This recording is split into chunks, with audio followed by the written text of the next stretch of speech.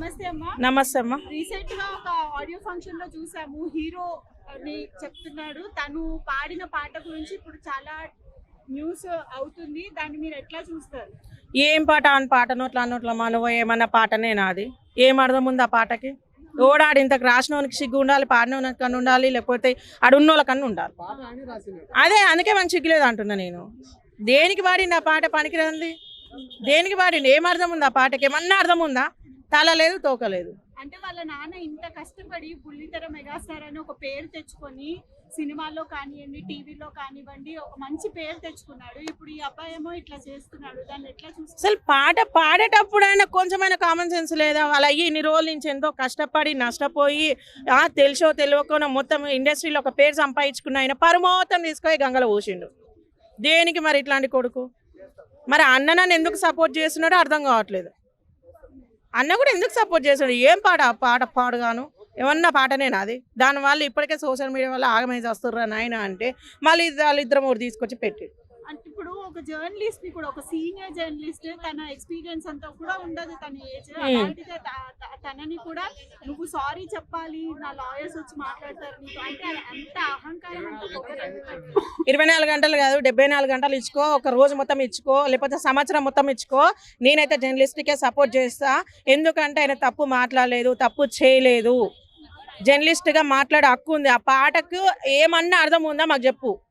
నేను వస్తా నీ తరపుకి వెళ్ళి, నేను వచ్చి పోరాడతా. కానీ నీ పాట అర్థం లేని దాన్ని తీసుకొచ్చి నువ్వు ముందర పెట్టి ఇప్పుడు ప్రశ్నించిన వాళ్ళందరి మీద నేను మా లాయర్తో మాట్లాడుకో, మా అక్కతో మాట్లాడుకో, నేను లేకపోతే నేను ఉంచుకున్న మాట్లాడంటే ఓడుకుంటాడు. ఈడ ఏం పాట పాడినావు నువ్వు? ఏం అవసరానికి పాడినావు? ఏమన్నా పాటనేనా అది? అర్థం ఉంది ఆ పాటకి? వాళ్ళ నాన్న ఎంతో మర్యాదగా ఎంతగానో ఆయన సంపాదించుకున్న పరువు మొత్తం తీసుకుపోయి గంగలు కలిపినావు. నువ్వు మంచి పాట పాడేది ఉంటివి, అదే దాంట్లో మేము అందరం యాక్సెప్ట్ చేస్తుంటివి. జర్నలిస్ట్గా మాట్లాడే హక్కు ఉంది ఆయనకి, ప్రశ్నించే హక్కు ఉంది. ఆయన తప్పు చేయలేదు. మరీ అంత దళిద్ర చెత్త అంతా తీసుకొచ్చి ఏంది మా ఇంట్లో పాడిన అన్నట్టు కాదు, యూట్యూబ్లో మొత్తం తీసినట్టు కూడా కాదు. మరి ప్రమోషన్కి ఆ పాటనా? సీనియర్ యాక్టర్ జేడి చక్రవర్తి గారు కూడా రియాక్ట్ అయ్యారు దీనిపైన. అంటే నేను అసలు అక్కడ నుంచి లేచి వచ్చేద్దాం అనుకున్నాను, అలా అనిపించింది నాకు అనేసి అన్నారు. మీరేమంటారు? ఎందుకు అన్నారమ్మా? ఇప్పుడు ఆయన సీనియర్, చాలా సీనియర్ ఇప్పుడు ఆయన అయితే. మరి ఆయనకు నచ్చలేదు, అందుకే వచ్చేద్దామని ఆలోచన ఉన్నది. కానీ మధ్యలో వస్తే బాగుండదు అనే ఉద్దేశంతో ఉన్నాడు. ఆ పాట అసలు బాగాలేదు. ఆ పాట వల్ల చాలా ఎఫెక్ట్ పడుతుంది, ఖచ్చితంగా అయితే పడుతుంది. ఇదైతే రాసి పెట్టుకోవాలి. ఇది ఎఫెక్ట్ అయితే అందరి మీద పడుతుంది. ఇట్లాంటి వాళ్ళని ఆడియన్స్ కూడా కొంచెం ఎంకరేజ్ చేస్తారు. మరి ఈ జనరేషన్కి అదే కావాలి కదా, అదే కావాలి. నువ్వు మంచిగా చెప్పు. ఓ రామాయణం గురించి చెప్పినా, లేకపోతే దేవుళ్ళ గురించి చెప్పినా, ఫ్యామిలీ స్టోరీ చెప్పినా అంటే ఓడన పోతాడా థియేటర్లో? ఓడన కనిపిస్తాడా? అది ఈ పాటకు రేపు చూడు ఎంతమంది ఉంటారు, చూడు కొట్టుకొని పోతారు. ఓడాడైతే తెల్లారకు ముందుకు ఆనే పోయి ఉంటాడు. ఎందుకంటే ఆ బంగారాన్ని ఆస్వాదించాలని.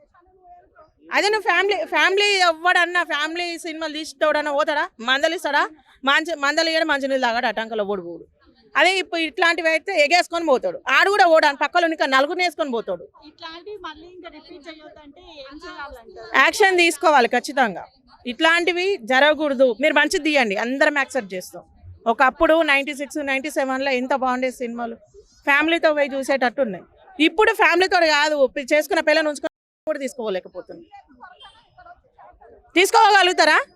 ఎవరు అంత దళిద్రంగా, అంత నీచంగా ఉన్నాయి. దానివల్ల మీకు పైసలు వస్తాయేమో, మీకు పేరు వస్తుందేమో తప్ప ఎవ్వడు మారాడు, ఇంకా ఖరాబ్ అవుతారు. ఇప్పటికే సోషల్ మీడియా వల్ల అందరూ సంఖ నాకిపోతున్నారు.